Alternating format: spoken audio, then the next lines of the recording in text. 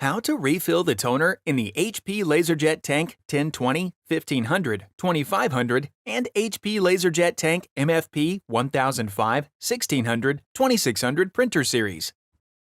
If the toner levels are displaying as low or empty on the toner level indicator, follow these steps for a mess-free toner refill. Make sure that the printer is plugged in and powered on. Then, open the toner access door. The toner refill port is on the left, and the port indicator will have an unlock icon displayed. If the port indicator shows a lock icon, a toner refill is not possible at this time.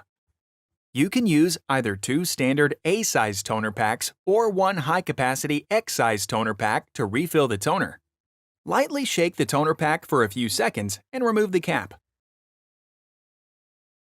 Insert the toner pack into the port until it clicks into place.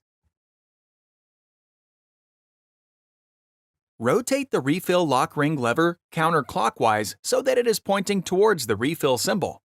The pack then empties into the printer. Gently squeeze the toner pack to completely empty it into the tank. Turn the lock ring lever clockwise back into the original closed position. Remove the toner pack from the port and immediately close the toner access door. The printer takes up to 2 minutes to complete the refill process.